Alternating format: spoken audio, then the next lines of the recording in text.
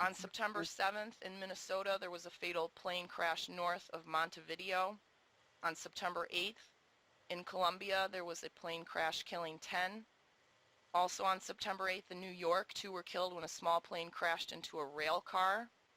Also September 8th in Nevada, 1 was killed in a plane crash at a national championship of air races during a qualifying run. On September 9th, there was a plane crash in Mexico, leaving 5 dead. That was in Sinaloa. Sinaloa. Mm-hmm. Also September 9th in Texas, there was a plane crash near LaPorte.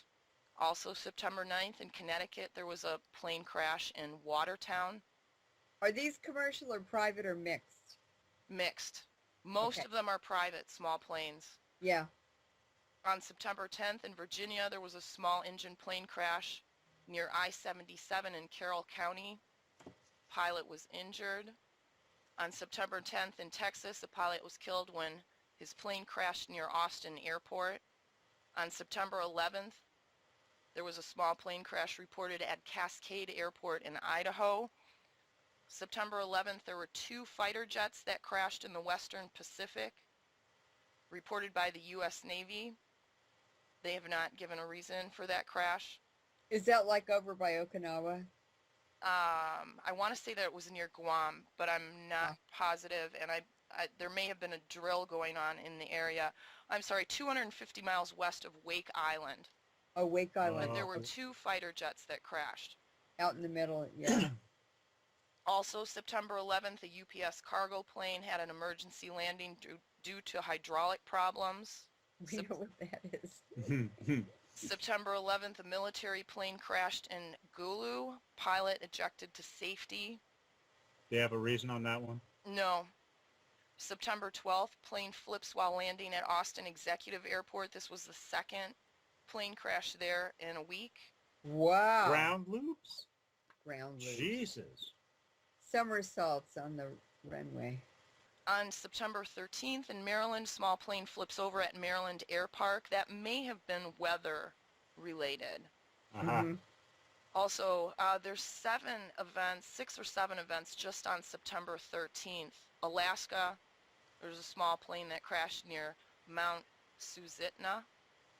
In the United Kingdom, man injured after North Chapel plane crash. In Georgia, woman hospitalized after a plane crash in Walton County. In South Africa, 2 were injured in East Rand when a plane crashed. Also in South Africa, same day, 2 were hurt in Alicedale during a small plane crash. And today there were 3 events. September 14th, in Canada, there was a plane crash near Brigden. There was a small plane crash, 3 were killed in Slovenia.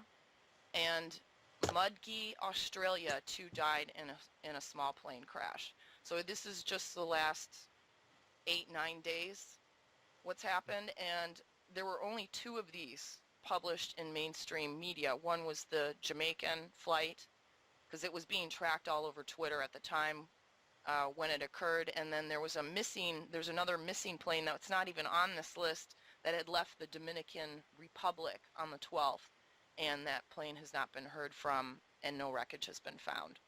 David Rockefeller's son was killed in a plane crash on his father's birthday just a couple weeks ago.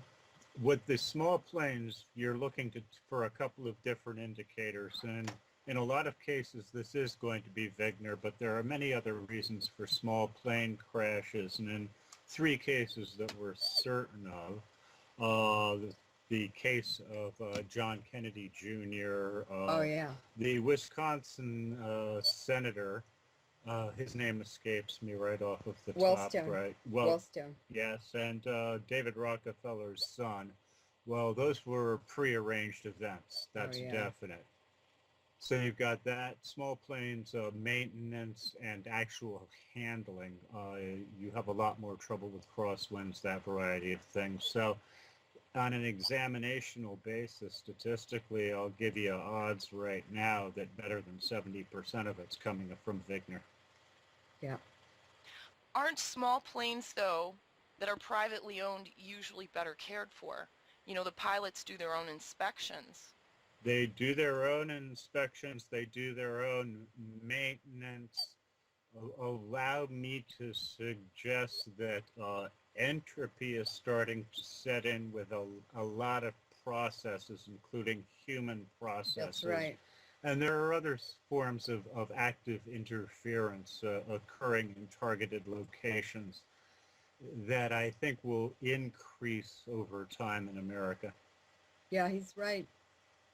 All right, should we have Larry read 5 and 6 so we can get a little more into the Well, we were possible buildup of rads on the aircraft itself? well, sure. We were going to go ahead and examine the effect of static electricity and its contribution to all of this. It's addition to principles of attraction, that variety of thing, and scavenging. I think Loren probably like to cover that one. Sure. As a plane is flying through a contaminated air column, for instance, a trans-Pacific flight from China or Taiwan or Japan to the west coast of the United States, it's traveling through different radioactive levels depending on the altitude, and even an inch or a couple of inches can have a different radiation value, contamination value, than just a few inches away. It just depends on many complex factors. And the surface of the plane has a charge on it. And so the radioactive particles that have an opposite charge will be attracted to the charges that are opposite to it on the surface of the plane. So that radioactive particle will steal or rip off an electron from the metal crystal matrix or structure on the surface area of the fuselage. As that happens, it weakens the metal, and parts, especially thin metal, it's interacting with the surface of the metal. And as more and more exposure occurs, or more and more radiation is interacting with the surface of that fuselage, it's creating Wigner crystallization, which is crystals that grow vertically from the surface of the metal. And this can be blown off as that dust that we're talking about, black dust. It depends on the material, the alloy, the thickness of the metal that's on the fuselage. As I said before, the really thin metal that's used for crimping crimping hoses onto fixtures and so forth is very susceptible, and plus it's under high pressure in the hydraulic system. So we're going to see more and more surface damage on commercial planes, especially because they fly so frequently. And Christina, you really should describe that flight you went on where you changed planes twice on each leg of the flight and what you saw on those planes. Another thing is that on the daily plane accident incidents website, it's for the whole planet, you can see that for the United States, they have the highest rate of airplane incidents in the world. And I suspect that this is not only the high radiation exposure here, but also the scrimping on the maintenance of planes in the United States as our economy is in decline. And so in order for the airlines to save money or to make up for losses, from different causes, they're scrimping on the maintenance and the care of the planes. And I would like you to describe what you saw on the wing surfaces of the planes you were flying on and the airline, because I'm going to make sure I never fly on that airline. Not that we would ever fly anyway. In June of this year, I had a family emergency in Utah, and I wasn't happy about having to fly, knowing what I do about planes and what I had been studying intensely. But I had to go on the trip, so in all of the discussions with Loren, what I've learned from her is to gather data wherever I go.